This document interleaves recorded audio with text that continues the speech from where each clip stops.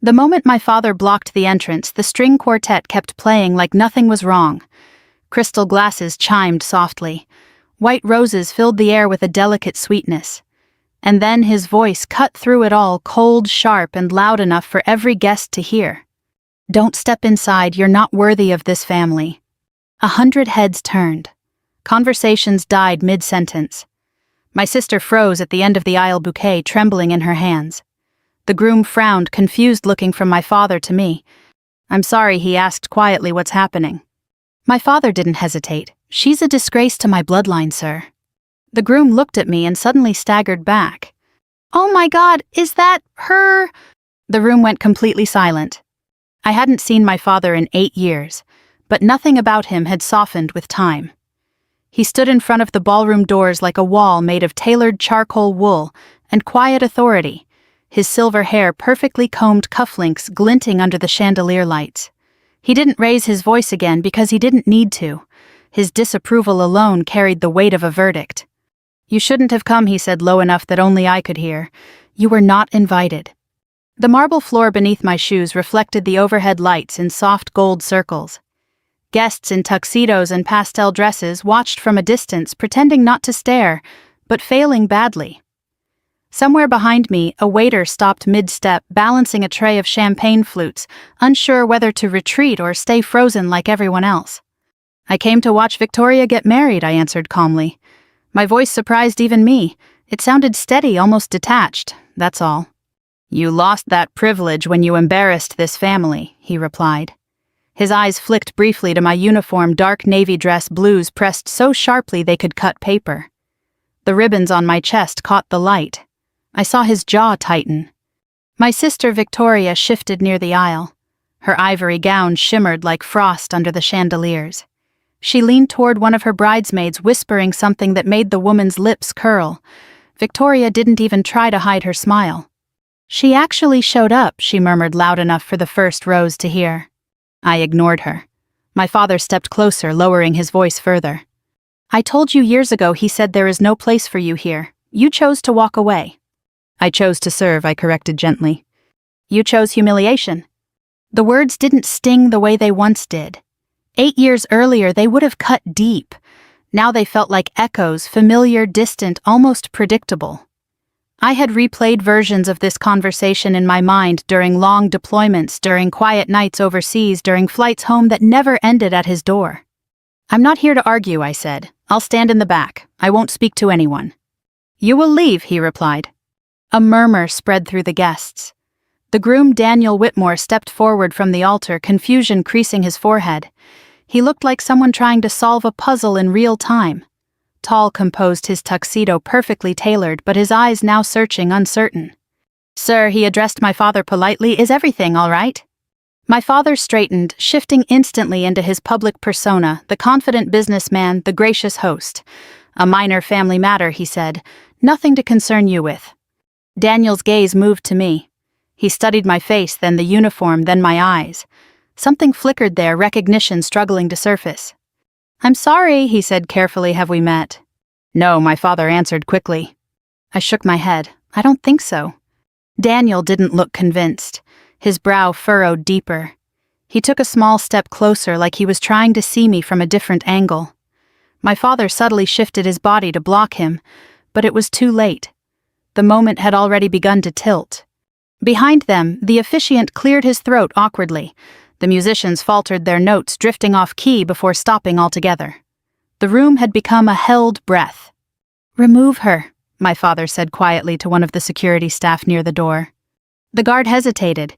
He looked at my uniform, then at the guests, then back at my father. "Sir," I said, "remove her." "I'll leave," I said before the guard had to move. I didn't want a scene. Not like this. Not for Victoria. Even now I didn't want to ruin her day. But as I turned slightly, Daniel spoke again. "Wait." The word landed softly, but everyone heard it. He stepped closer, eyes locked on mine. "Did you serve overseas?" My father exhaled sharply. "This is unnecessary." "Yes," I answered. "Where?" "Afghanistan." Daniel's expression changed. The confusion deepened into something else, something sharper, more personal. His shoulders stiffened. "What province?" he asked. Helmund. He took another step back. His hand brushed the edge of a chair for balance. Oh God, he whispered. My father frowned. Daniel, this is not... Was it... winter? Daniel continued, voice tight. Convoy attack, desert road, snow coming down. A faint sound rippled through the crowd. My heart skipped once hard enough to feel it in my throat. Yes, I said slowly. Daniel stared at me like he was seeing a ghost. The color drained from his face. Oh my God, he said again, louder this time. It's her. My father stiffened. What are you talking about? Daniel didn't answer him. He kept looking at me, disbelief mixing with something like gratitude. His eyes shimmered. You pulled my daughter out of that vehicle, he said, voice breaking slightly. You carried her. The room shifted. Guests leaned closer. Someone whispered. My father's composure cracked just a fraction. You're mistaken, he said sharply. Daniel shook his head. No, I remember her eyes. I remember the uniform. You told me to run. You told me not to look back. The memory rose, uninvited smoke, cold air biting my lungs, the smell of burning fuel, a little girl crying, snow mixing with ash. I hadn't thought about that day in years. I swallowed. You were injured, I said quietly. Daniel's breath caught. You stayed behind. The silence deepened. My father looked from him to me, irritation turning into uncertainty. What is this nonsense, he demanded. Daniel didn't even glance at him. You saved my life, he said to me. No one moved, not the musicians, not the guests, not even Victoria, who now stood frozen at the altar, her smile gone. And for the first time since I arrived, my father didn't speak immediately. He just stared at me like he was seeing someone he didn't recognize at all. The silence didn't break all at once. It fractured slowly like thin ice under weight. A chair shifted somewhere in the back. Someone exhaled too loudly. My sister's bouquet rustled as her grip tightened. My father, however, recovered first. He always did. Control was the currency he traded in, and he wasn't about to lose it in front of 200 guests and a press photographer hired to capture the perfect wedding. This is a misunderstanding, he said firmly, his voice carrying across the ballroom. Daniel, you're under stress. It's your wedding day. Daniel didn't move his eyes from me. No, he said quietly. I don't forget the person who dragged my daughter through gunfire. My father's jaw tightened. Emily, he said, using my name for the first time, but only as a warning. You should leave, now. The sound of my name lingered in the air. Some guests whispered, repeating it. Others leaned closer, curiosity replacing discomfort. I felt the weight of their attention, but it didn't shake me. Years in uniform had taught me how to stand still under scrutiny. I was already leaving, I said calmly. I turned slightly toward the exit, but Daniel stepped forward again. Wait, please. My father's voice hardened. This is not appropriate. Daniel ignored him. Were you stationed near Lashkar Gah? He asked. Yes. He ran a hand over his mouth, trying to steady himself. I knew it. I knew I recognized you. Victoria finally spoke from the aisle, her tone sharp with irritation. Daniel, what are you doing? The ceremony. Just a moment, he said, still looking at me. My father's composure began to crack. This is enough. Security. No, Daniel said more firmly this time. Let her stay. The shift was subtle but unmistakable. The groom, the center of the day, had just countered my father publicly. A ripple moved through the guests like wind through tall grass. My father lowered his voice, but anger sharpened each word. You don't understand. She has no place here. Daniel finally turned to him. Sir, with respect, she saved my family. That has nothing to do with today. It has everything to do with respect. My father stiffened. He wasn't used to being challenged, especially not by someone he considered an equal. The chandelier lights glinted in his eyes as he measured his response. She abandoned her responsibilities to this family, he said. She chose a path that brought disgrace. The words felt distant, like hearing a story about someone else. I had heard variations of them for years. They no longer carried the same weight. Daniel looked back at me. You never contacted me afterward, he said softly. It wasn't necessary, I replied. You disappeared. That's what soldiers do. His expression shifted again, admiration mixed with something like guilt. You saved my daughter's life. She still talks about you. She calls you the woman in the snow. The image came back clearly now, a small hand gripping my sleeve, her breath shaking, her face streaked with soot. I had wrapped her in my jacket while waiting for extraction. She was brave, I said quietly. Daniel swallowed hard. She asks if we'll ever find you again. My father exhaled sharply, frustration bleeding into his tone. Daniel, we're delaying the ceremony for something that happened years ago. This is hardly the time. Daniel didn't respond immediately. Instead, he studied my uniform again, noticing details he hadn't seen before: the ribbons, the insignia, the calm posture. His voice lowered. You were injured that day, he said. Minor. You were bleeding. I've been worse. He nodded slowly, absorbing it.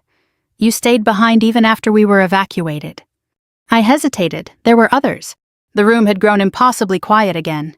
Guests leaned forward openly now. No one pretended not to listen. Victoria's impatience sharpened. Daniel, this is ridiculous. We're standing at the altar. He glanced at her briefly, then back at me. I'm sorry, he told her. This matters. My father stepped closer to me, his voice barely audible. You've done enough. Leave before you ruin this day. I met his eyes. I'm not the one making a scene.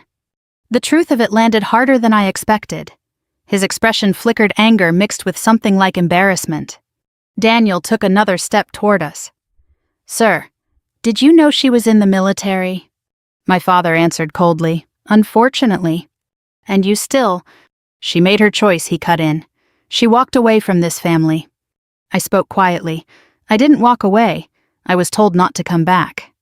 The words hung there heavier than I intended. My father's gaze hardened. You're twisting the past. I remember it clearly. 8 years earlier, I had stood in his study, the smell of leather and polished wood filling the room, while he told me I was no longer welcome if I joined. I had left with a single suitcase. He never called. Daniel looked between us, understanding dawning slowly.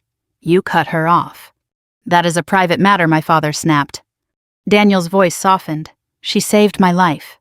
My father replied, and she abandoned her own blood. The contrast hovered in the air. Guests shifted uncomfortably. Someone near the front shook their head slightly. I took a breath. I didn't come here to revisit this, I said.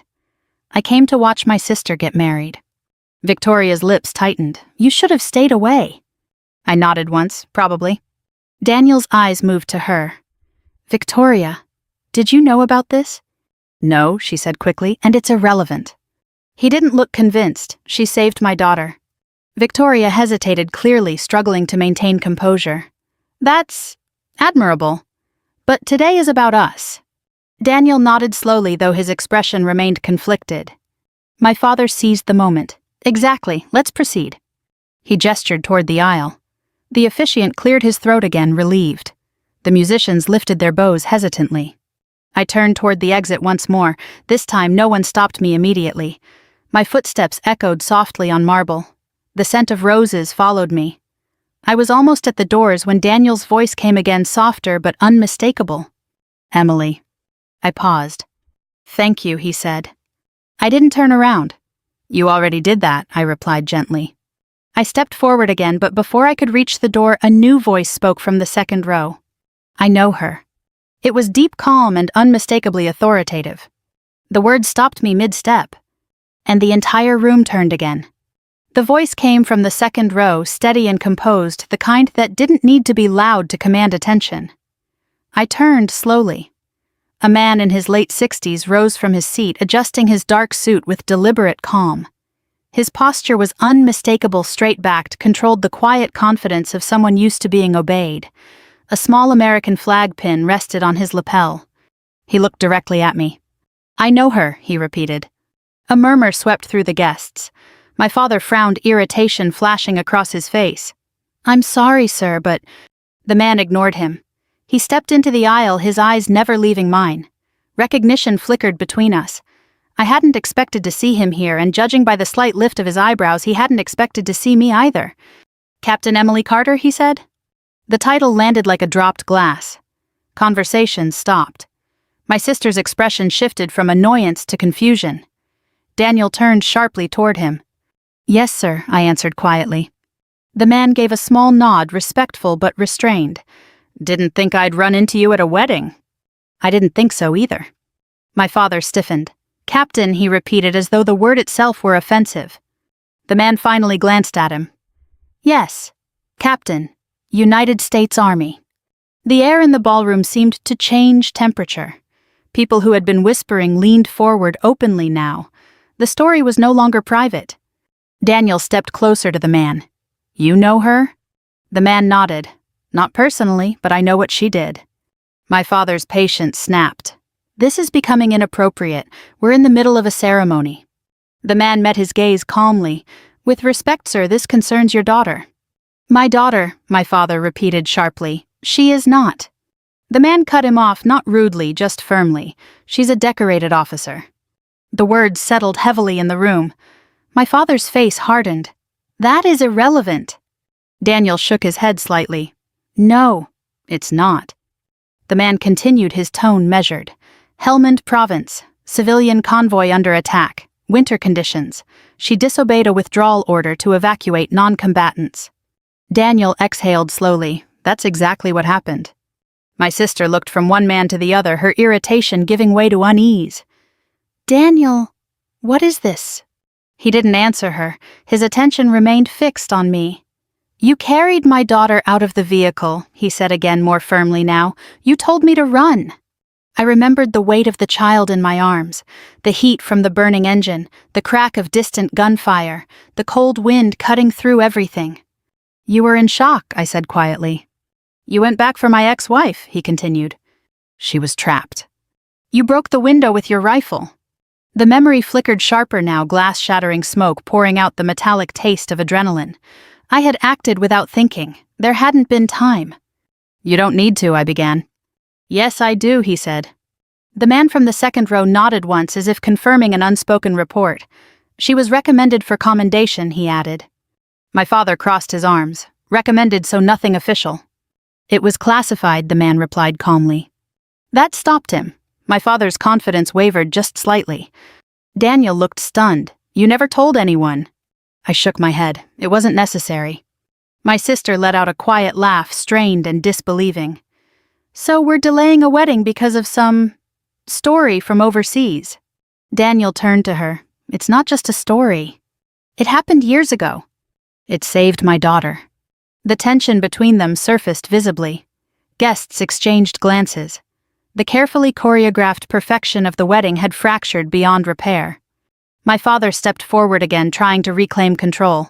Daniel, with all due respect, we appreciate her service, but this is still a private family matter. Daniel looked at him carefully. You called her a disgrace. My father didn't flinch. She chose to abandon her responsibilities. Daniel's voice softened. She risked her life for strangers.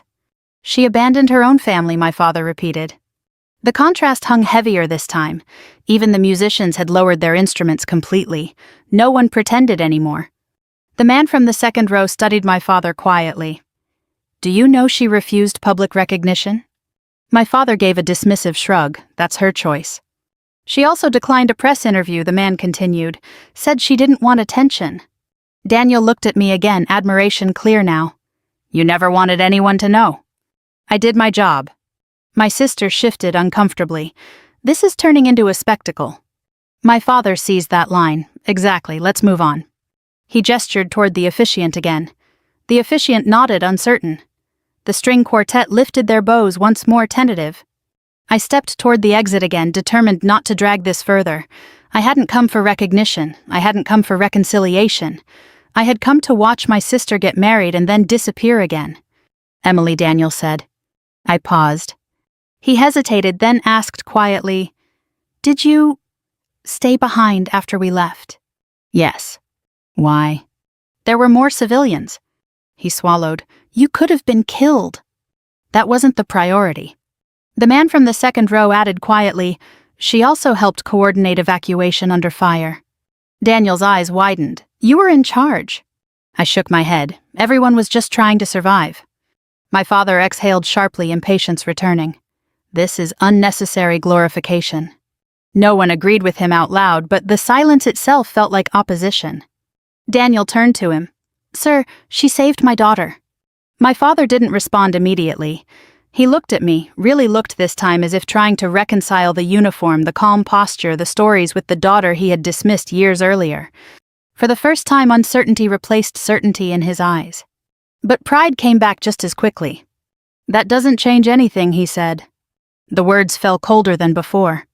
And that's when Daniel straightened his voice, gaining quiet strength. It changes everything for me. Daniel's words didn't echo loudly, but they landed with unmistakable weight. The room shifted again, not dramatically, not all at once, but like a tide turning. Guests who had been watching politely now leaned forward openly. My sister lowered her bouquet slightly, her fingers tightening around the stems. My father's expression hardened, but the certainty he carried earlier had begun to fracture.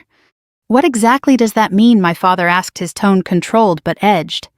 Daniel didn't answer immediately. He looked at me instead, searching for permission, perhaps. I gave a slight shake of my head. I didn't want this to become a performance. But he spoke anyway, quietly, carefully, choosing his words as if they mattered. It means he said that I wouldn't be standing here today without her. The sentence fell gently, but it rippled through the room. Someone near the back whispered. A chair creaked. Even the photographer lowered his camera, sensing that whatever was happening mattered more than staged smiles. Victoria exhaled sharply. Daniel, please, we're about to start. He glanced at her, then back at me. I know, just give me a moment. My father stepped forward. We're delaying the ceremony long enough. This has gone too far. Daniel met his gaze calmly.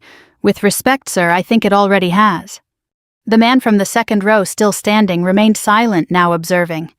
His presence alone seemed to validate everything that had been said. My father noticed him too, and that seemed to irritate him more than anything else.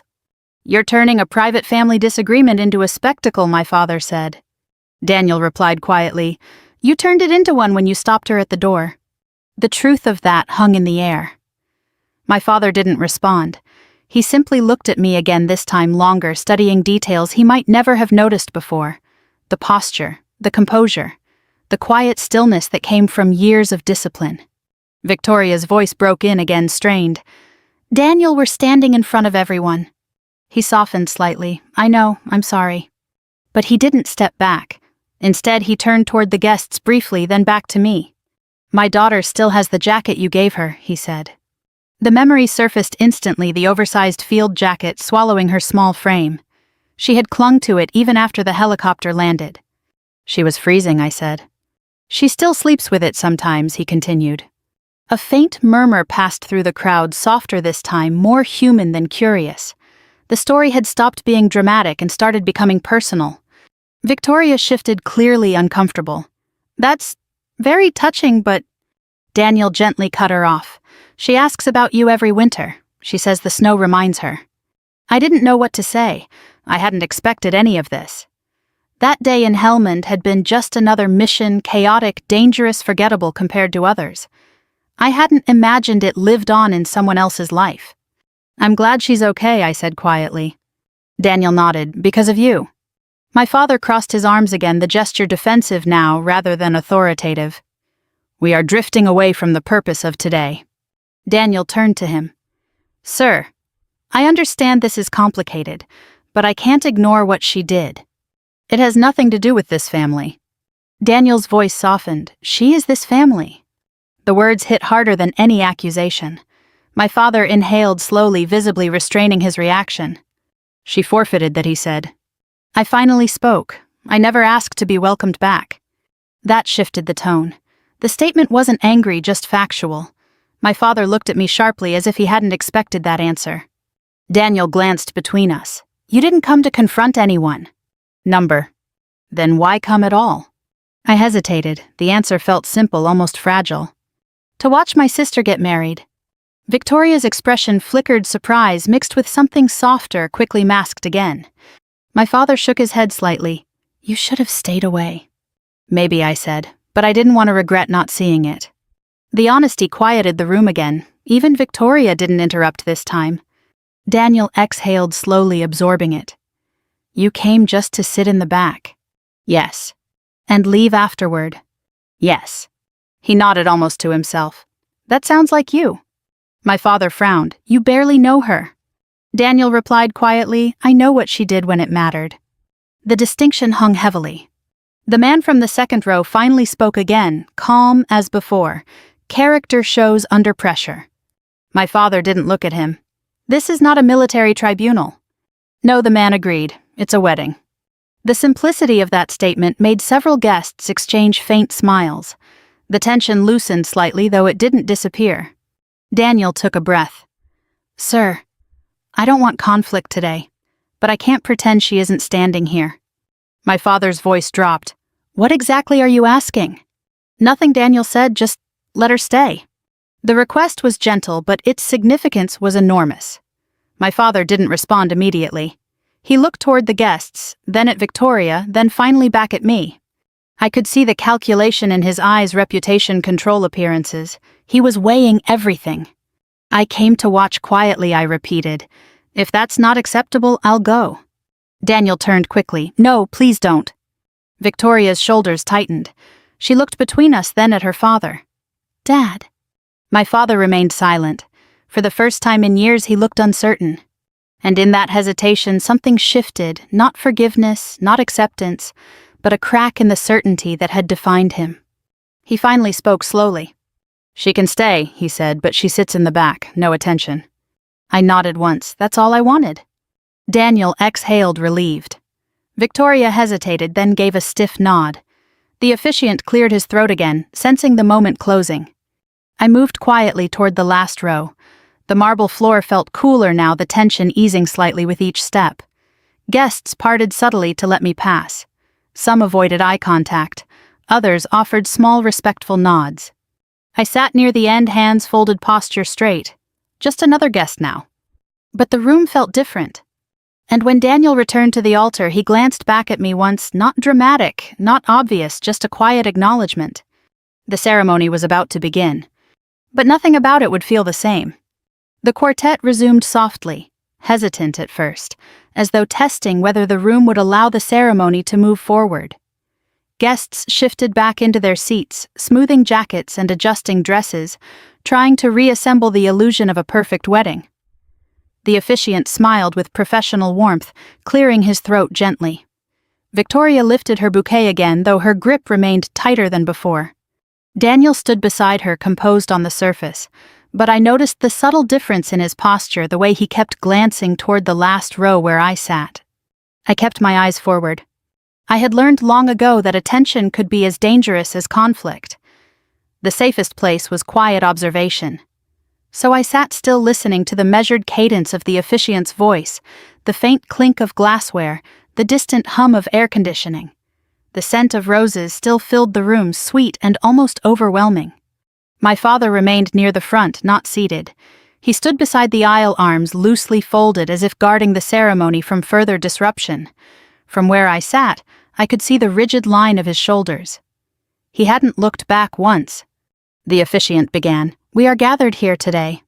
The words floated gently, familiar and ceremonial. Victoria relaxed slightly. Daniel nodded at the appropriate moments. The guests leaned into the rhythm. For a few minutes it almost felt normal. Then Daniel's voice interrupted.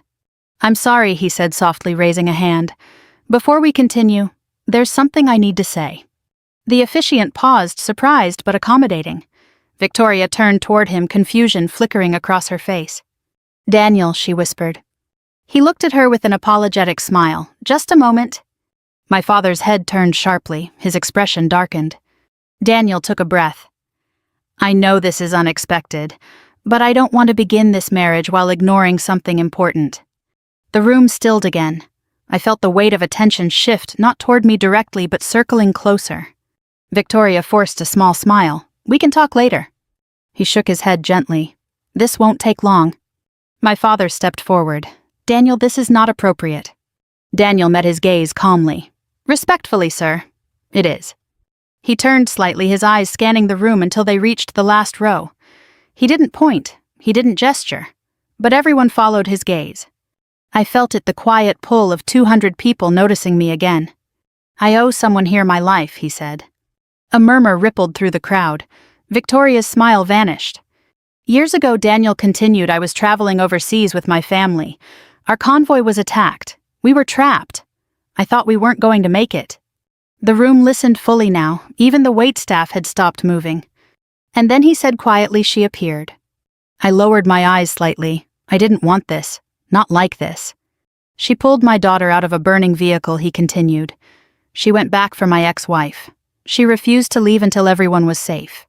Victoria whispered, strained, Daniel. He reached for her hand briefly. I'm not trying to embarrass anyone. I can't pretend this didn't happen. My father's voice cut in. We acknowledged that already. Daniel shook his head. No, we acknowledged it privately. But I want to acknowledge it publicly. The distinction landed heavily. Guests shifted, clearly sensing the shift in tone. She never asked for recognition, he said. She never contacted us. She disappeared. But my daughter remembers her every day. The memory of that small hand gripping my sleeve returned again. I inhaled slowly, keeping my expression neutral. My daughter calls her the woman who came back, Daniel added. Victoria looked toward me now, not hostile, not warm, just uncertain. The certainty she carried earlier had faded. My father stepped closer to Daniel, lowering his voice, but not enough. This is turning into a tribute. Daniel replied softly, it's turning into honesty. Silence followed. The quartet remained still. The officiant clasped his hands, waiting. Daniel continued, quieter now. I don't know what family disagreements exist. I don't know what history there is. But I do know that when it mattered most, she didn't walk away. The words weren't directed at my father explicitly, but the meaning was clear. A subtle tension moved through the room. My father's jaw tightened. She walked away from this family. I spoke gently from the back row. I didn't walk away. Every head turned again. I left when I was told I wasn't welcome, I added. My voice wasn't loud, but the acoustics carried it. The honesty settled deeper than any accusation. Victoria's expression flickered. My father remained still, though the muscles in his face tightened. Daniel nodded slowly. Either way, I think she deserves to witness this day. My father didn't respond immediately. He looked down briefly, then back toward the aisle. His silence felt heavier than argument. The officiant cleared his throat carefully. Shall we continue? Daniel glanced at Victoria. She hesitated, then nodded once. Yes. The ceremony resumed. But something had changed. The words about love, commitment, and family carried new weight. When Daniel repeated his vows, his voice was steady, but he glanced once more toward the back. Victoria followed his gaze briefly, then looked away. My father finally sat down slowly, deliberately in the front row. The gesture seemed small, but it signaled something larger. He was no longer standing guard. He was simply part of the audience. The ceremony moved toward its conclusion. Rings exchanged. Soft applause. The officiant smiled warmly. By the power vested in me. He finished the declaration. Guests applauded louder, now relieved. The tension loosened. Victoria and Daniel kissed briefly, the moment tasteful and measured. As the applause faded, Daniel leaned toward the microphone again. One more thing, he said. A faint ripple of laughter moved through the crowd, nervous but lighter. I just want to say, some people change your life for a moment and never ask for anything in return. If you're lucky enough to recognize them, you should say thank you. He didn't look directly at me this time. He didn't need to. The applause softened into something more sincere, not dramatic, just respectful. I remained seated. And for the first time since I arrived, my father turned around. Our eyes met across the room. He didn't smile. But he didn't look away either. Applause faded into a low murmur as guests began to stand. Chairs slid softly across marble. The quartet shifted into a lighter melody, something celebratory but still restrained. The officiant stepped aside, smiling as photographers moved closer to capture the newly married couple. Victoria adjusted her veil, her expression composed again, though the tension hadn't completely left her shoulders. I remained seated in the last row. This was the moment I had come for the ceremony. Finished vows exchanged, the quiet satisfaction of seeing my sister step into a new life. I could leave now, slip out before the reception began. No goodbyes, no explanations. That had always been the plan. I stood slowly. The movement was small, but Daniel noticed. He was shaking hands with one of his groomsmen when his eyes flicked toward the back. He excused himself gently and stepped away, weaving through guests with quiet determination. My father saw him coming. He straightened tension, returning instantly. "Daniel, the photographer." "1 minute," Daniel replied. He reached me just as I stepped into the aisle. Up close, his expression softened again, not dramatic gratitude, just something steady and sincere. "You're leaving," he said. "Yes." "You don't have to.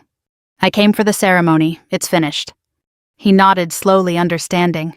"Still, I'd like you to stay for the reception." I shook my head.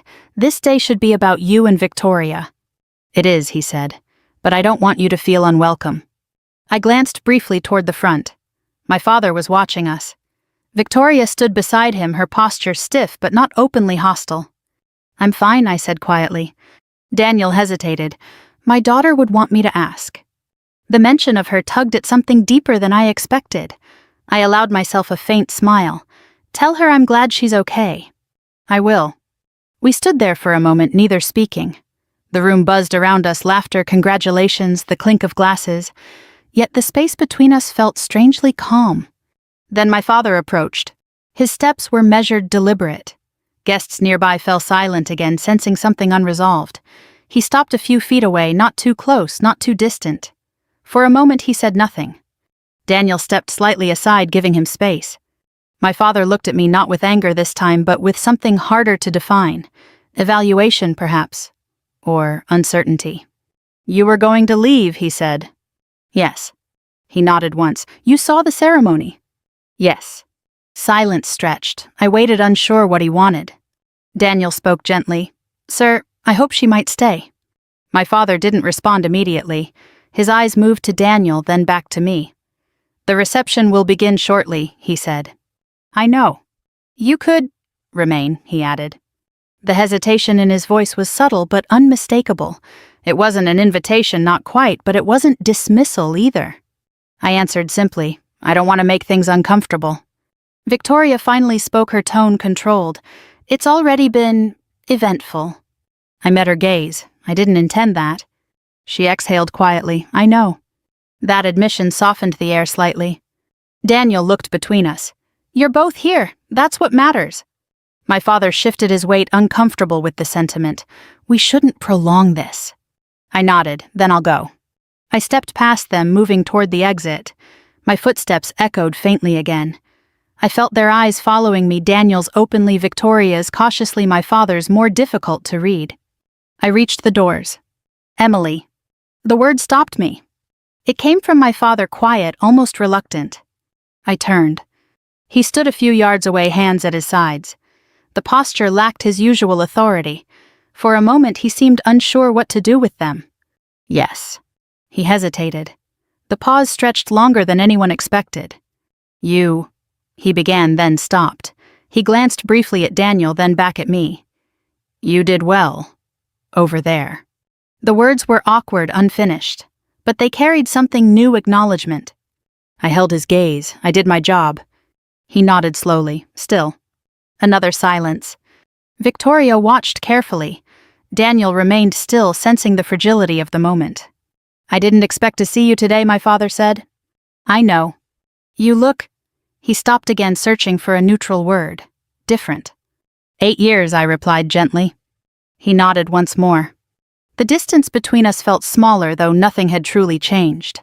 No apology, no reconciliation, just a narrow bridge of recognition. "I won't keep you," he said. "All right." I turned back toward the doors. Behind me, the reception music began to swell slightly, a brighter tune now signaling celebration.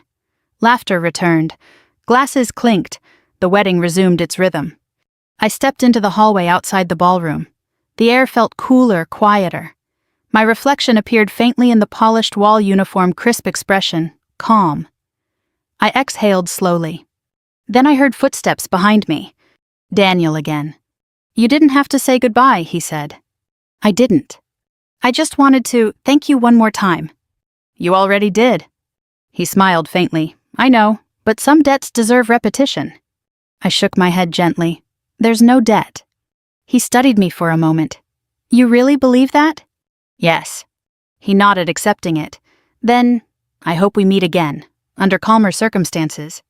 I'd like that. We shook hands, firm, respectful, no dramatics. As I turned to leave, I glanced once through the ballroom doors. My father stood near the front, speaking quietly with Victoria. For a brief second, he looked toward the hallway. Our eyes met again. This time he didn't look away immediately. And neither did I. The hallway lights felt softer than the ballroom chandeliers, warmer, less demanding. I walked slowly toward the exit, the sound of the reception fading behind me, laughter music glasses clinking. The door at the end of the corridor led to the hotel lobby, and beyond that, the quiet evening air. I told myself I would step outside, call a rideshare, and disappear the way I had lived for years, quietly, without leaving ripples. I had almost reached the elevator when I heard footsteps again. Not hurried, not hesitant, familiar. I turned. My father stood at the end of the hallway. He had left the reception. That alone meant more than any words. For a moment, neither of us spoke. The distance between us felt smaller here, stripped of the audience, the expectations, the polished performance. He looked older up close. The sharp certainty in his eyes had softened, replaced by something more complicated, reflection, perhaps even regret. "You're leaving," he said. "Yes." He nodded as if confirming something he already knew. "You always did leave quietly." "I considered that. You preferred it that way." He didn't deny it. The silence stretched. The distant music drifted faintly through the doors behind him. He clasped his hands loosely, a gesture I'd never seen before. My father was never uncertain. He was decisive, controlled. But now he seemed to be searching for the right words and finding none. "I watched you walk in," he said finally. "I almost didn't recognize you." "Time does that." "No," he replied softly. "It wasn't just time." He looked at the ribbons on my uniform, then back at my face. "You carry yourself differently." 8 years changes people." "Yes," he said, "it does." Another pause. I waited. He took a slow breath. "When you told me you were enlisting," he said, "I thought you were throwing everything away." "I remember. I believed success meant stability, reputation, predictability." He glanced toward the ballroom doors. Things I could control. I listened quietly. "I thought the military was chaos, risk, loss." He swallowed slightly. "I thought I'd lose you." "You did." The words came out gently, not accusing, just truth. He nodded, yes. For a long moment, neither of us moved. I told myself I was protecting the family, he continued. But today, he paused, searching. Today I realized I was protecting my pride. The admission settled heavily in the quiet hallway. I didn't respond immediately. The weight of hearing him say that after years of silence felt unfamiliar. "You stood there calmly while I told you to leave," he said. "You didn't argue. You didn't defend yourself." "There was no point." "That's not how you were before." "No," I agreed, "it's not." He studied me. "The military changed you." "Yes." "For the better," he added quietly. I hadn't expected that. He exhaled slowly. "Daniel spoke with me after the ceremony." I raised an eyebrow slightly. He told me about his daughter, the jacket, the snow. My father shook his head faintly. "You never mentioned any of that." "It wasn't important." "It was," he said. "I just didn't see it." Another silence. "I thought you'd come to confront me," he admitted, "to prove something." "I didn't." "You came just to watch your sister." "Yes." He nodded slowly. "That surprised me." I leaned lightly against the wall, letting the moment breathe. I didn't want to regret not being here. He looked down briefly, then back up. "I regret not being there." "For what?" "For your graduation, your commission, the years in between." The honesty felt fragile. I didn't push it. "You made your choice," I said softly. "Yes," he replied, "and I lived with it." The elevator chimed softly beside us. The doors slid open empty and waiting. I stepped toward it, then paused. I should go. He nodded but didn't move. "I don't expect anything to change," I added gently. He considered that. Things already changed. "How?" "I saw who you became." I held his gaze. "You always could have." "Yes," he said quietly. "I just chose not to." The elevator doors began to close. I stepped inside, pressing the lobby button.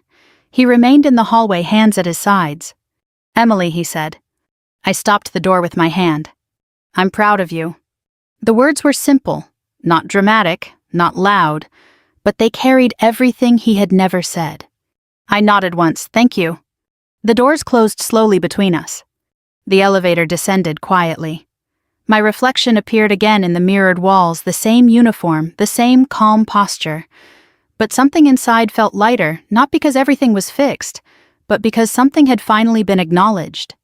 When I stepped into the lobby, the evening sun filtered through tall glass windows, casting long golden lines across the floor. I walked outside into the cool air. The noise of the wedding faded completely behind me. I didn't look back, but I knew he was still standing there. And maybe that was enough.